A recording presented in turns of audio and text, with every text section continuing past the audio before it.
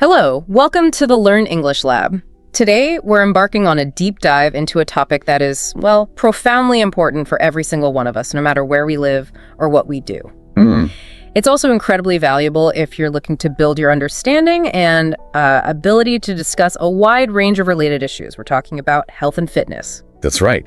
And for this deep dive, we've gathered some material on the subject, and our goal is to really unpack it together. Yeah. We want to extract the most important knowledge, perhaps some surprising facts you weren't aware of, and, crucial insights that help you become genuinely well-informed on health and fitness relatively quickly. Think of this as us having a conversation, exploring this material with you, highlighting what stands out as most significant or maybe interesting.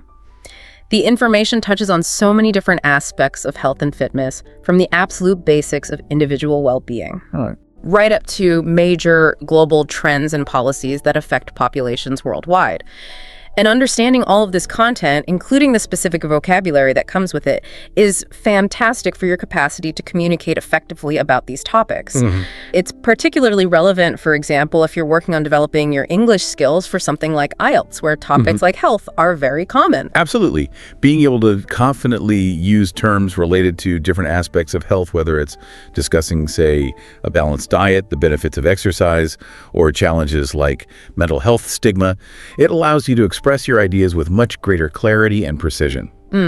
Precision, yeah. Whether you're reading, writing, listening, or speaking about it. Exactly. Okay, then, let's get into this material. Where do we begin? Well, the information we have really establishes physical health as the fundamental bedrock of overall well-being. Right, the bedrock. It's described as the state where your body is functioning optimally, free from disease, and capable of handling daily activities with energy and vitality. It's like the essential operating system, isn't it? The foundation that enables everything else.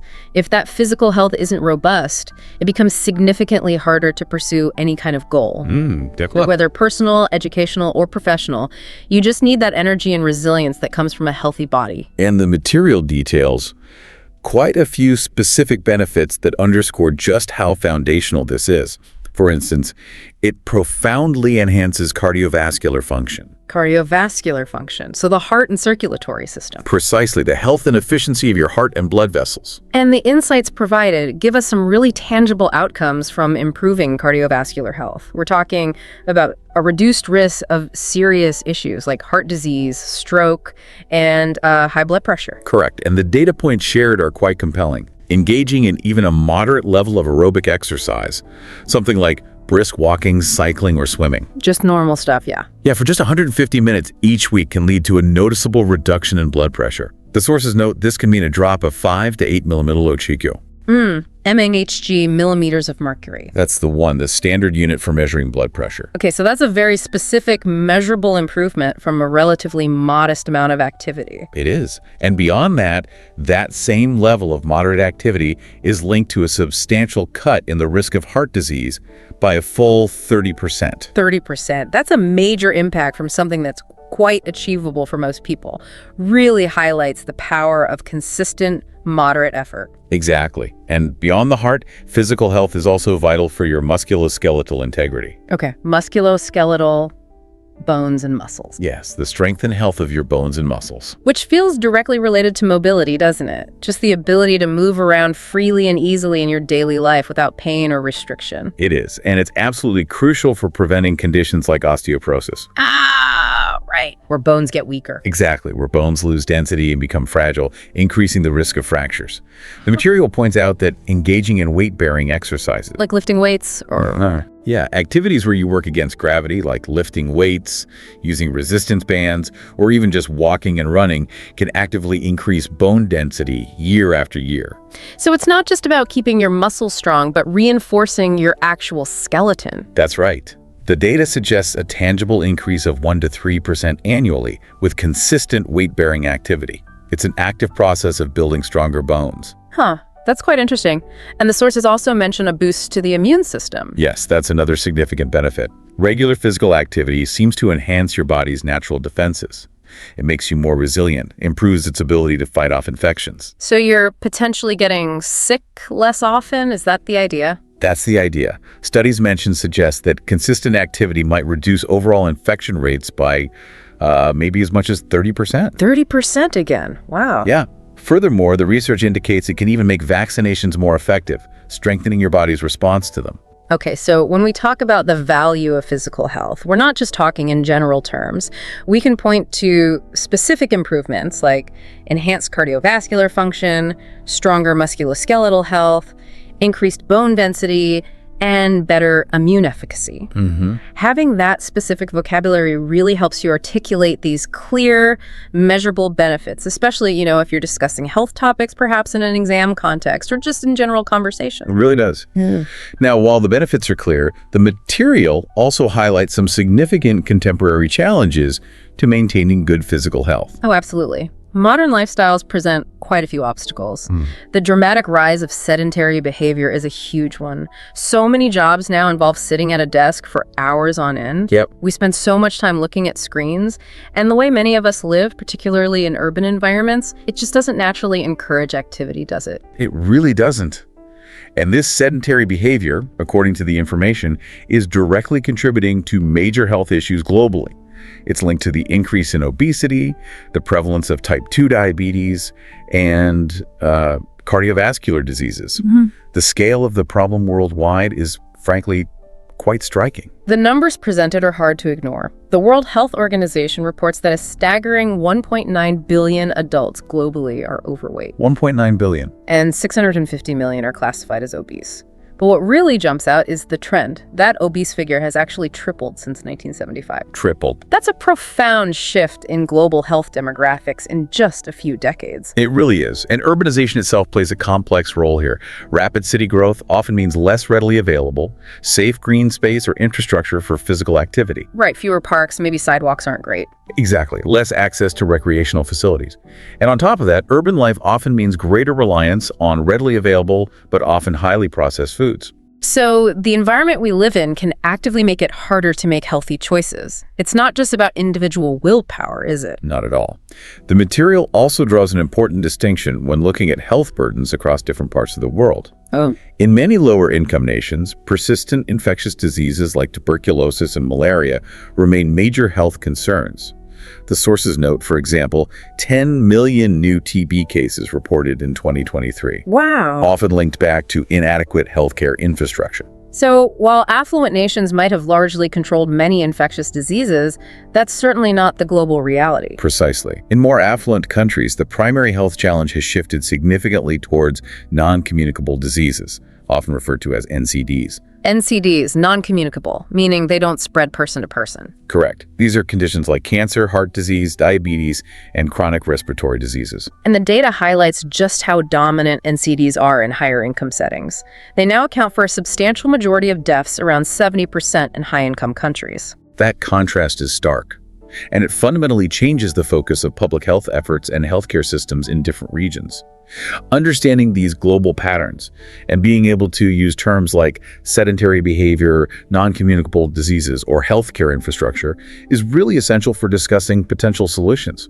Right. Solutions like planning age-friendly cities with green spaces or working towards what you called global health equity. Exactly. Another critical aspect the material delves into is preventative healthcare. Yes. This is the proactive side measures taken before you get sick to prevent illness or detect it early, rather than just treating it once it's developed. It's framed as absolutely crucial for long-term health outcomes. For individuals and whole populations, yeah. And the examples of success here are, well, historically profound. Vaccinations are highlighted as a major win for public health. Absolutely. The sources showcase the incredible impact. Vaccinations led to the complete eradication of smallpox globally. Eradication. Gone. And have reduced polio cases worldwide by an astonishing 99.9%. That's the near elimination of a devastating disease through preventive action on a massive scale. It's amazing. Routine health screenings are also a big part of this, aren't they? Things like mammograms for breast cancer or cholesterol tests. Yes, these fall under early detection. The idea is to catch conditions like cancer or heart disease risk factors in their earliest stages, often before symptoms even appear. Makes sense. And when detected early, treatment is often much more effective. The material states that early screenings can improve survival rates by up to 20%. 20%. And lifestyle interventions, like programs designed to help people quit smoking or manage their diet, they're preventative too, right? Indeed. They have a significant impact on long-term health. Quitting smoking, as an example given, can reduce the risk of lung cancer by 50% within just 10 years of stopping. 50% in 10 years. That's a powerful illustration of how changing a behavior can fundamentally alter your health trajectory. It really is. But even with these proven benefits, access to preventive services isn't equal everywhere. That's a key point, isn't it? That's a really important point the material emphasizes. In many lower-income regions, there are significant hurdles, shortages of medical facilities, a lack of trained healthcare professionals, logistical challenges, all limiting access to essential vaccinations, screenings, and preventative programs. So discussing public health strategies really requires addressing these disparities, using concepts like preventive interventions, early detection, and critically, health equity, ensuring everyone has a fair opportunity to be as healthy as possible. Precisely. Finally, under the umbrella of physical health, the material covers the management of chronic diseases. Okay, so these are the long-term conditions that aren't necessarily cured but require ongoing care, like diabetes, hypertension, high blood pressure, or asthma. Exactly those. The focus shifts from prevention to management, aiming to maintain quality of life and prevent complications. This often involves tools for self-monitoring. Self-monitoring, like checking your own blood sugar. Yes. For instance, someone with diabetes might use a glucometer to track their blood sugar levels regularly. And consistently taking prescribed medications is obviously key. It's essential for controlling the condition and minimizing long-term damage. The sources also highlight the positive role of patient education, giving individuals the knowledge they need to understand their condition. Right, empowering them. And support groups, providing a community for shared experiences and encouragement. So it's not just medical treatment, but empowering the patient with information and support networks. Exactly. And studies show that participation in diabetes education programs, for example, can help patients lower their HbA1c levels. Okay, you mentioned HbA1c before. What is that again? Yes, it's a useful term to know, especially if discussing diabetes. HbA1c is a blood test that measures your average blood sugar levels over the past 2 to 3 months. So it gives a longer-term picture than just one reading. Precisely. It gives a broader picture of sugar control.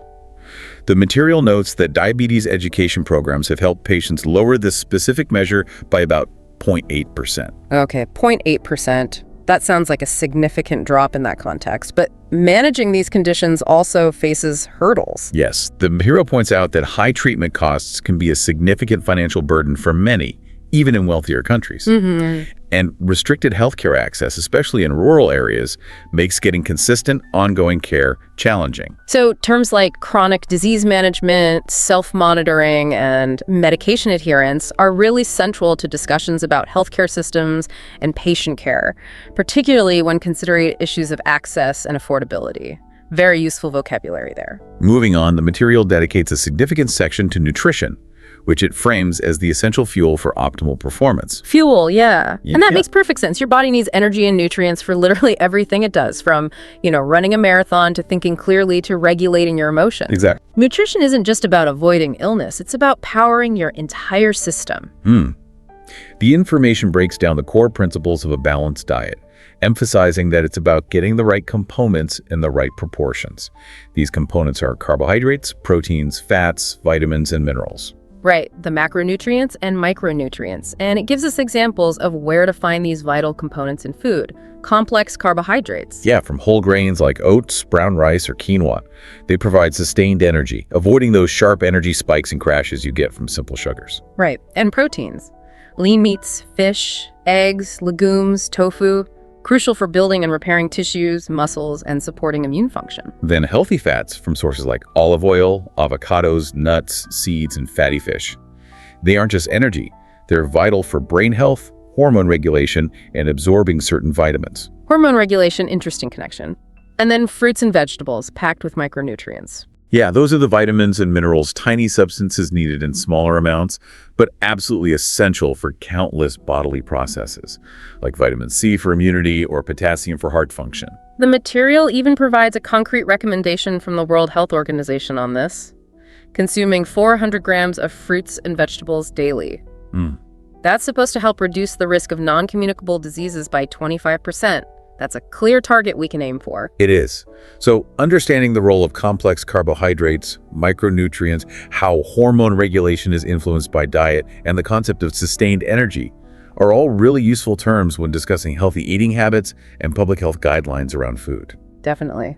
The material also touches on the fascinating world of dietary trends and fads. There are so many out there now. There are. There's a huge amount of interest in optimizing health through diet, and this leads to the popularity of various approaches. And some specific examples are mentioned. Veganism, for instance, which excludes all animal products. It's highlighted for potential benefits like lower cholesterol levels and often a smaller environmental footprint compared to diets, including meat. Okay. However, the sources also note the potential risks of certain nutrient deficiencies, particularly pointing out vitamin B12, iron, and omega-3 fatty acids. These require careful attention to ensure they are obtained from fortified foods or supplements if you're following a strict vegan diet. Right, you need to be mindful. The ketogenic diet is another one mentioned. High fat, low carb. Yes, this approach is characterized by being very high in fats, moderate in protein, and very low in carbohydrates. It's often associated with rapid weight loss. Yeah, you hear about that. But the material cautions that if not managed properly, it could lead to potential downsides, such as an increase in LDL cholesterol, often called the bad cholesterol, which can increase heart disease risk. Needs care. Okay. Intermittent fasting is also discussed. That's more about when you eat, right? Exactly. It isn't about what you eat, but when. It involves alternating between periods of eating and fasting. The material suggests potential benefits for metabolic health, how your body processes energy, Metabolic health. but also stresses that it really requires medical supervision, especially for individuals with certain health conditions or those on specific medications. Not for everyone just to jump into. Good point. And plant-based diets in general seem to be gaining a lot of traction. Yes, these tend to focus on minimally processed foods derived primarily from plants, though they might still include some animal products, unlike strict veganism. The sources note their increasing popularity, citing benefits related to both sustainability and general health markers. So evaluating these different dietary approaches using terms like metabolic health, nutrient deficiencies, or sustainability allows for a much more informed and nuanced conversation. It's not just black and white. Definitely not. Dietary supplements are also covered within the nutrition section. Ah, yes, the pills, powders, and liquids, multivitamins, omega-3 capsules, probiotics, all that stuff, often taken with the goal of filling perceived nutritional gaps in a person's diet. The material gives the example of using vitamin D supplements in regions that receive limited sunlight.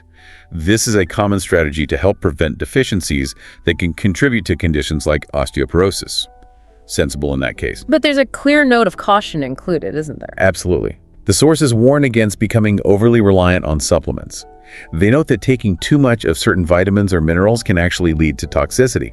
Vitamin toxicity is a real thing. Right. And importantly, they point out that the scientific evidence supporting the effectiveness of many supplements for general health in people without a diagnosed deficiency is variable and often not very strong. Interesting. It's a huge global market, though. The material mentions it was valued at $150 billion in 2023 alone. That figure certainly reflects significant consumer demand and perhaps belief in their benefits.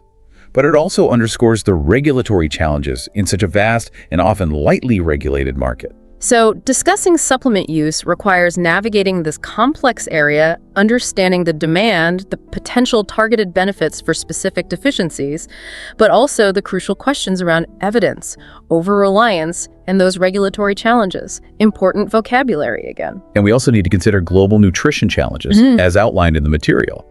It makes it clear that malnutrition is a much broader issue than just starvation. Right. It's defined to include not only undernutrition, not getting enough calories or nutrients, but also overnutrition, consuming too many calories, and specific micronutrient deficiencies, lacking essential vitamins or minerals, even if calorie intake is okay. The challenge is very significantly worldwide.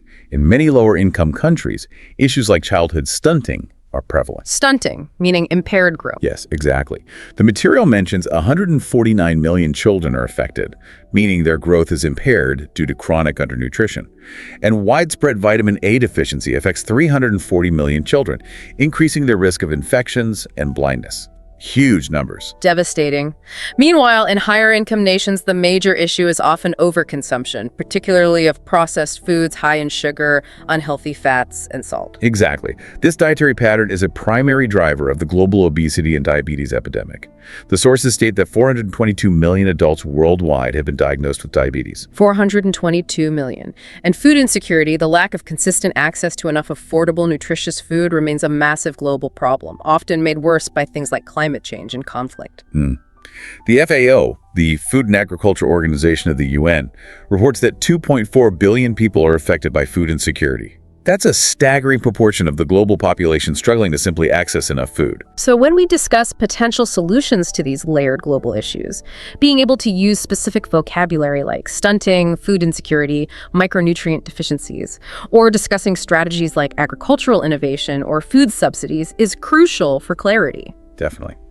Shifting focus now, the material highlights mental well-being, framing it as the core of resilience. The core of resilience, I like that. This really emphasizes that mental health, how you feel, think, and behave, isn't separate from physical health. It's absolutely central to your overall state of fitness and ability to function well. It plays a direct role in your engagement with physical fitness. Good mental health provides the motivation and energy needed for healthy behaviors like consistently exercising, making nutritious food choices, and maintaining social connections. And on the flip side, if you're struggling with poor mental health like anxiety, depression, or chronic stress, it can manifest physically, can't it? Oh, certainly.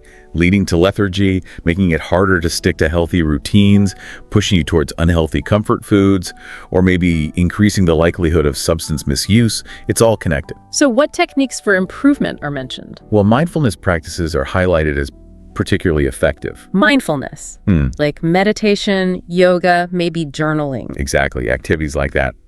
The idea is to bring your awareness to the present moment, which can significantly reduce stress and help sharpen your focus.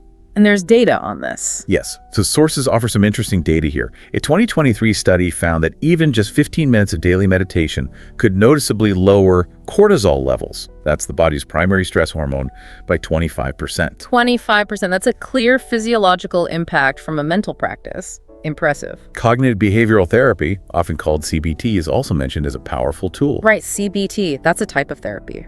Yes, a type of talk therapy that focuses on helping individuals identify and challenge negative thought patterns and behaviors that contribute to distress. The sources note its effectiveness, showing improvement in mood for a substantial portion of patients, around 60% within just 12 weeks of starting therapy. 60% in 12 weeks. That's quite effective. So when we talk about strategies for mental health, terms like mindfulness practices, understanding cortisol levels, learning about cognitive behavioral therapy, and the overall goal of building emotional resilience are really valuable for describing these different approaches. Very much so. And a really critical point the material raises is the issue of mental health stigma.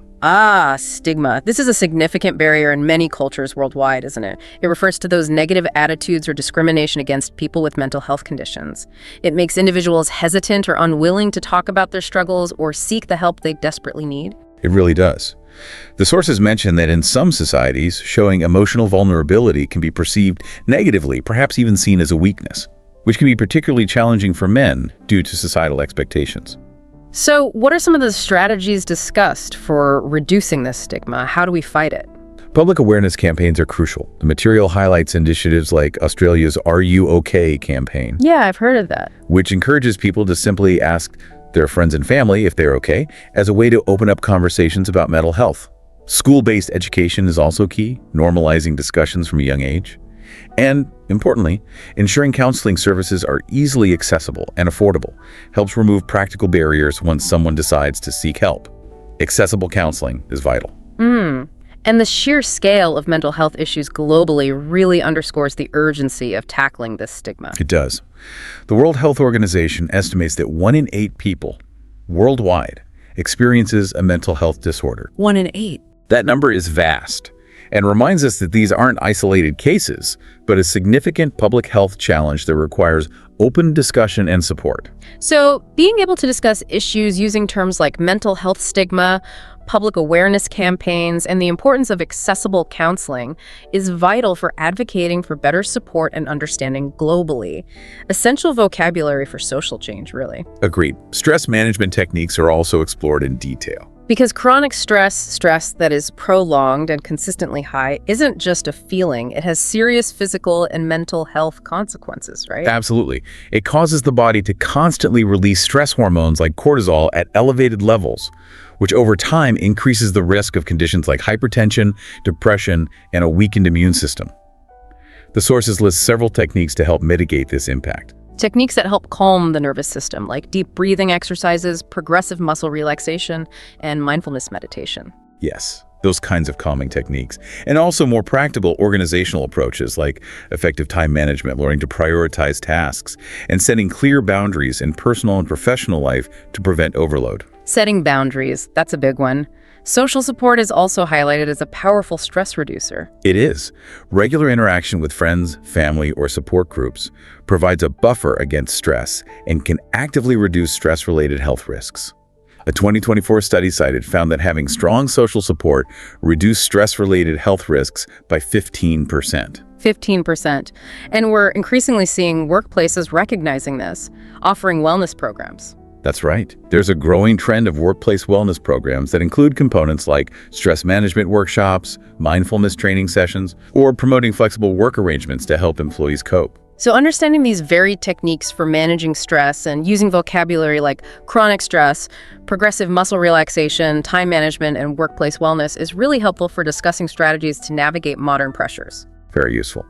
Finally, within this section, the material looks at the complex relationship between mental health and technology. Technology. This is a really fascinating area because technology seems to be a double-edged sword for mental well-being, offering both significant benefits and potential drawbacks. That's a good way to put it. On the positive side, technology has dramatically increased access to mental health support. Mental health apps, like those offering guided meditations or mood tracking, make tools for self-care readily available on our phones. Right, very accessible. And teletherapy, connecting with therapists or counselors remotely via video calls or online platforms, that's expanded access too, hasn't it? Hugely, especially for people in remote areas, those with mobility issues, or those who find it difficult to attend in-person appointments. It breaks down geographical barriers. Definitely. However, the material also points to the potential negative effects.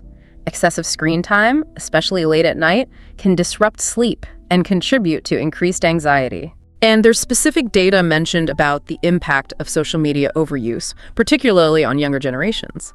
Yes, studies cited link the overuse of social media platforms to a noticeable increase in anxiety symptoms among teenagers, a reported 20% rise. 20% rise in anxiety symptoms, that's a significant concern. It shows that while social media connects us, it can also have unintended negative consequences for mental health if not managed carefully. Exactly. Emerging solutions to these challenges include promoting digital detoxes, planned breaks from screens, and encouraging individuals to set clear, healthy limits on their daily screen time. Digital detox. Interesting term. So when discussing technology's impact on mental health, we need to acknowledge its dual nature, its benefits in providing access via teletherapy or offering self-help tools, but also the challenges posed by issues like excessive screen use contributing to anxiety symptoms. Nuance is key. Transitioning now to something perhaps most people immediately associate with fitness: exercise. The material presents it as a powerful key to longevity. Right, exercise. Framed not just as something beneficial, but as a proven method for enhancing health, actively extending life expectancy, and significantly improving quality of life at every age. Seems hard to argue with. Pretty much. The material outlines the importance of different types of exercise for a well-rounded fitness approach. Okay, so not just one kind. There are aerobic activities like running, cycling, or swimming, great for your heart and lungs, building cardiovascular endurance. Yes. Then there's strength training, using weights, resistance bands, or body weight exercises, which is vital for building muscle mass and increasing bone density, as we discussed earlier. Right, circling back. And flexibility exercises such as yoga or Pilates, which help improve the range of motion in your joints, enhancing joint mobility. And don't forget balance training, like practices such as Tai Chi, which are particularly beneficial for older adults to help reduce the risk of falls. Tai Chi for balance. Makes sense. The sources include the World Health Organization's general guideline here, aiming for 150 to 300 minutes of moderate aerobic activity weekly, combined with muscle strengthening activities at least twice a week. That's the general recommendation. So when you're describing a personal fitness routine, being able to use terms like cardiovascular endurance, bone density, and joint mobility allows you to be much more precise about the specific goals and components of that routine. Again, useful for clear communication. Definitely. The material really emphasizes that exercise offers benefits across all life stages, which is important. It's not just for young athletes. Not at all. For children, it's not just about burning energy. It actively supports physical growth and cognitive development. Cognitive development. How does exercise help with that in kids? Brain function. Well, physical activity increases blood flow to the brain, and research suggests it can improve concentration and executive functions, things like planning and problem solving. The material mentions a 2023 study linking regular exercise in children to a measurable improvement in academic performance. Really? How much? A reported 10% increase. 10%. That's a significant finding. It's not just recess, it's literally brain fuel for learning. Seems like it. For adults, exercise is linked to increased productivity, better mood regulation, and significantly lowering the risk of those non-communicable diseases we discussed earlier. Right. And for older adults, it's vital for maintaining mobility, independence, and cognitive function. It actively helps to prevent muscle and bone loss and potentially lowers the risk of conditions like dementia. The data points to a significant impact here. Regular exercise is associated with a 30% lower risk of developing dementia. 30% lower risk of dementia. That's huge. And there's a really important social dimension to exercise too, isn't there? Absolutely. Participating in group exercise activities, whether it's a sports team, a dance class, or a walking club, fosters social connections. This is incredibly important for overall well-being and is a powerful way to combat loneliness. Yeah, getting out and doing something active with others. So discussing how exercise benefits individuals differently depending on their age, and being able to talk about things like cognitive development in children, productivity in adults, maintaining mobility in seniors, and fostering social connections adds real depth to the conversation. It does. Despite the clear and numerous benefits, the material also addresses the common barriers to exercise that many people face. Ah, yes, the obstacles. Feeling like you don't have enough time, struggling with motivation, or simply not having access to places or facilities to be active. We all know those. We do. And environmental and socioeconomic factors also play a major role. For example, urban areas might lack safe, well-maintained parks or green spaces. Rural regions might have resource shortages, meaning no nearby gyms or community centers. And the cost of gym memberships or sports leagues can be a significant socioeconomic factor, preventing lower-income individuals or families from participating. Right, cost is a big one. So it's not always just personal choice. The environment you live in and your economic situation can be major determinants of how active you can be. What are some potential solutions mentioned?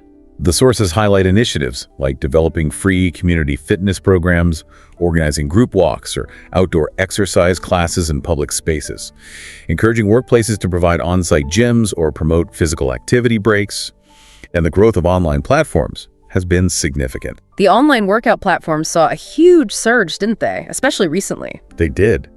The material notes their popularity grew by a remarkable 40% between 2020 and 2023. 40%. Suggesting that for many people, the accessibility and flexibility of online options helped overcome some of those traditional barriers like time or location. That figure points to technology being a part of the solution for some.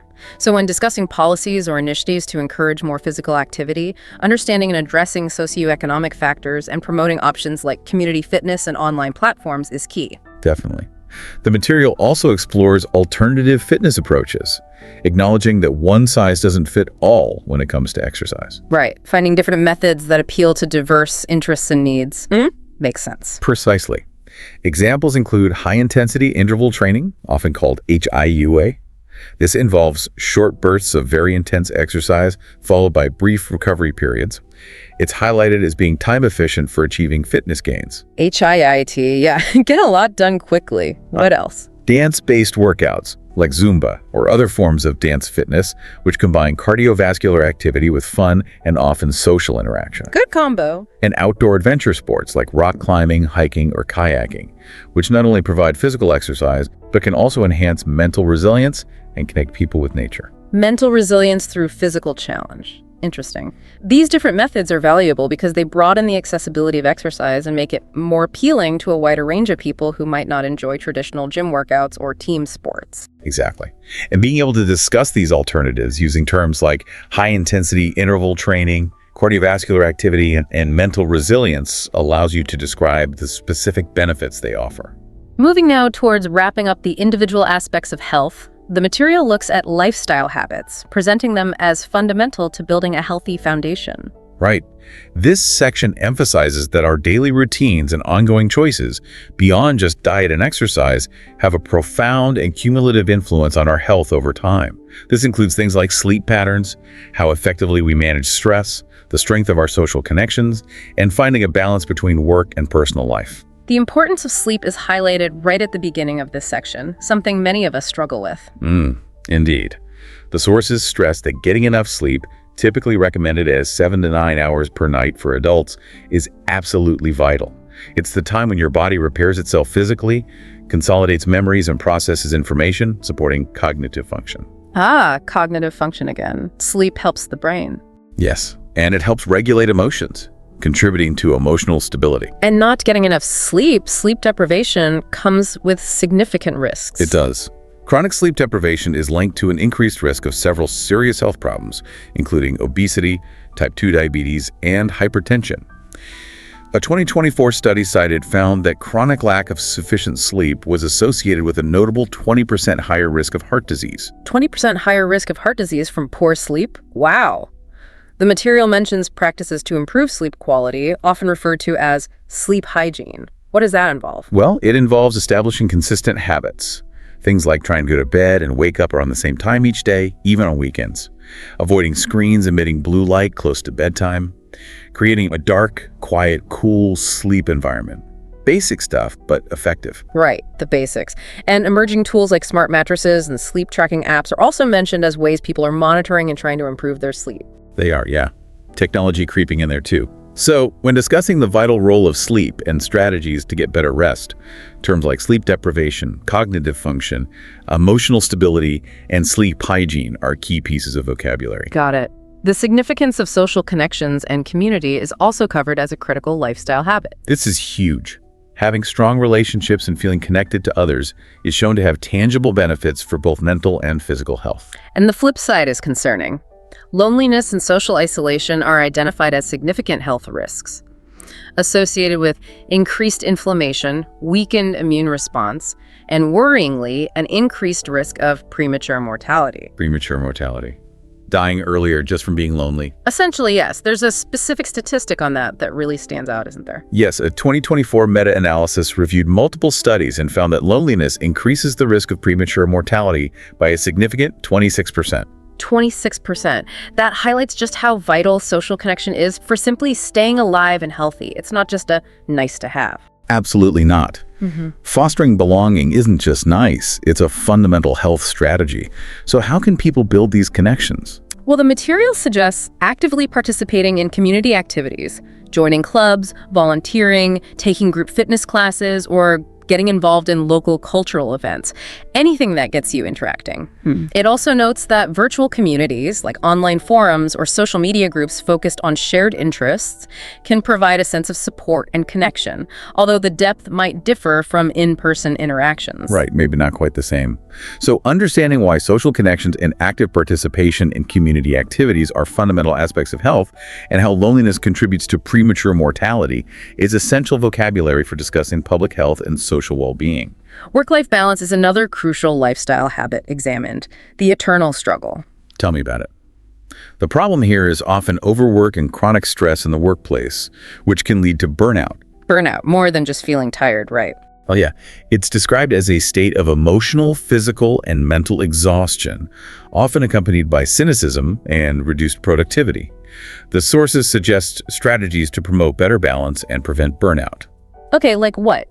Things like advocating for flexible work hours, exploring remote work options where possible. Yes, those kinds of structural changes, and encouraging employers to implement workplace wellness programs. The material provides an interesting example. Scandinavian countries, known for having shorter standard work weeks, report higher levels of employee well-being, How much higher? noted as 15% higher in some comparisons. 15%. Maybe shorter weeks are the way to go. Could be. And emerging trends in workplace health include offering mindfulness training sessions, promoting mental health days, or even providing opportunities for sabbaticals, extended breaks from work after a certain number of years. Sabbaticals. Nice idea. So when discussing the challenges of burnout in the modern workforce and strategies for improving employee well-being, terms like flexible work hours, remote work, and mindfulness training are very relevant. Definitely. Finally, under lifestyle habits, the material addresses substance use and health. Right. This looks at the significant harmful effects of using substances such as smoking tobacco, consuming excessive amounts of alcohol, or using recreational drugs. Fairly obvious harms, perhaps, but still important. And the global statistics on this are stark and sobering. The World Health Organization estimates that smoking causes 8 million deaths annually worldwide. 8 million. Every year. And excessive alcohol consumption significantly increases the risk of serious health problems, including liver disease. The material notes it can increase the risk of liver disease by 40%. 40% increase in liver disease risk. That's substantial. The sources also mention strategies used to address substance use on a population level. Yes, things like harm reduction strategies, approaches that aim to reduce the negative consequences of substance use without necessarily requiring complete abstinence immediately. Like vaping instead of smoking. Is that an example? That's often cited as an example, yes. Using vaping as a potentially less harmful alternative for people who struggle to quit smoking altogether. Or public health campaigns promoting alcohol moderation and educating people about safe consumption limits. It's noted that some of these strategies, particularly harm reduction, can sometimes be controversial and debated in public policy discussions. Right, not always straightforward agreement. So discussing policies around harm reduction, strategies for smoking cessation, or the risks of liver disease associated with alcohol consumption involves navigating these complex and sometimes debated topics. Important to have the right terms. Agreed. Zooming out now from individual habits, the material moves to global health trends, providing a wider perspective on how health and fitness are shaped by major worldwide factors. Right, the bigger picture. This section highlights that personal health isn't just about individual choices, it's profoundly influenced by large-scale demographic, technological, environmental, and political shifts. One significant and undeniable global trend is aging populations. The world's population is getting older, isn't it? With a growing proportion of people living longer lives. Yes, the World Health Organization projects that by 2050, 2.1 billion people globally will be over the age of 60. 2.1 billion. This demographic shift has massive implications for healthcare systems and societies. It increases the demand for specialized healthcare services, particularly geriatric care, focused on the needs of older people. And services specifically for conditions common in older age, like dementia, arthritis, mobility issues, and those chronic diseases we talked about. Correct. The sources suggest that addressing this trend requires developing solutions like creating age-friendly cities, urban environments with accessible infrastructure, safe public transport, and green spaces that cater to the needs of older residents. Making cities easier for older people to navigate and live in. Exactly. It also emphasizes the need for developing preventative programs specifically tailored for seniors, such as promoting exercise classes and social activities to maintain health and reduce isolation. So discussing the challenges associated with aging population challenges requires understanding the increased need for geriatric care and proactive solutions like age-friendly cities. Technology in health is another major global trend that is rapidly transforming health and fitness. Technology is everywhere now, and it's definitely changing how we think about and manage our health. Fitness trackers, health apps. Absolutely. We see it in things like wearable fitness trackers that monitor steps, heart rate, and sleep, encouraging people to be more active. Telemedicine is expanding access to healthcare significantly, allowing patients to consult with doctors remotely via video calls. Which is huge for rural areas, as you said. Exactly. And advancements in AI, artificial intelligence, are impacting diagnostics. AI diagnostics. How so? Well, AI algorithms can analyze medical images or patient data to help predict disease risk or assist in diagnosis. The material mentions models showing accuracy of up to 85% in predicting certain conditions. 85% accuracy. That's impressive potential. However, like with mental health, there's a negative side to technology's impact on physical health too. There is. The increased time spent in front of screens, computers, phones, TVs is promoting more sedentary behavior across populations. We keep coming back to that. We do. And the sources draw a specific link between this trend and rising obesity rates. They do. Increased sedentary behavior from screen use is linked to a reported 15% rise in obesity rates in some studies. So, discussing technology's role in health means weighing its clear benefits in expanding access and improving diagnostics via telemedicine and AI diagnostics against the challenges posed by increased sedentary behavior and its associated health risks. That dual nature again. Environmental impacts on health are also presented as a major global factor that cannot be ignored. The state of our planet directly affects our health. Makes sense, but how? Well, air pollution, for example, is a significant cause of premature deaths globally. The World Health Organization estimates it causes 7 million premature deaths annually. 7 million. Worsening respiratory and heart conditions. And climate change has broader, devastating health implications, presumably. It does. Changes in temperature, rainfall patterns, and extreme weather events disrupt essential resources like food security and water security, impacting billions of people worldwide and increasing the spread of certain infectious diseases. That's alarming. What are some potential solutions mentioned? Mitigation strategies? The material highlights the importance of sustainable practices, transitioning to renewable energy sources to reduce pollution, engaging in reforestation efforts to improve air quality in ecosystems, and promoting urban green spaces within cities. Green spaces, they help with air quality and give places for activity, right? And improve mental well-being, too. So, discussing the critical link between the environment and health requires vocabulary like air pollution, climate change, food security, and sustainable practices. Got it. Finally, the sources touch upon global health policy. Right. This is about how decisions made by governments and international organizations at a national or global level shape the health of entire populations. Big picture policy. Policies like implementing universal healthcare systems, which aim to provide healthcare access to all citizens, regardless of their ability to pay. Yes, or enacting strong regulations like bans on tobacco advertising and increasing tobacco taxes. These can have a profound influence on public health outcomes. And there are compelling examples given of this working. Yes. Countries with universal healthcare coverage have often seen measurable improvements in health indicators, such as reductions in mortality rates. The material mentions a 10% reduction in mortality in Canada, which has universal coverage. Okay, and tobacco taxes? Policies targeting substance use, like tobacco taxes, have proven effective in reducing smoking rates. Australia, for instance, has seen a 20% cut in smoking rates since 2000, partly attributed to high tobacco taxes and strong anti-smoking campaigns. So policy really can make a difference, but implementing these policies effectively varies greatly around the world, I imagine. It does. Challenges include political will, economic constraints, and particularly in lower-income nations, significant funding shortages and limitations in healthcare infrastructure can make effective policy implementation very difficult. Right. So debating the effectiveness and challenges of different global health policy approaches involves understanding concepts like universal healthcare, tobacco taxes, and the practical complexities of policy implementation. Exactly.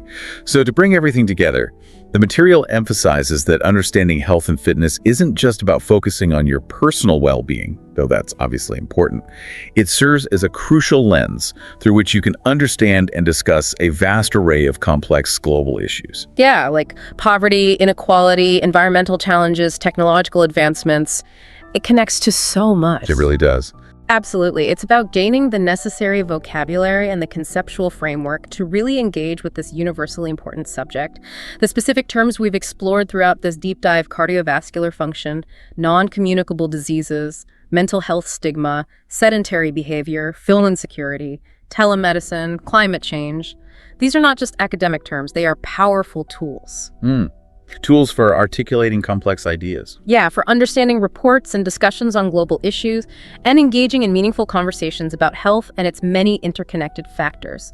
Essential for anyone wanting to discuss world issues or, again, for learners needing this kind of language. And understanding these different facets, physical health, nutrition, mental well-being, exercise, lifestyle habits, and global trends, provides a clear way to structure your thoughts. It helps you build well-supported arguments when discussing related topics. It gives you a framework for organizing information. And ultimately, these are real-world issues that impact everyone, everywhere.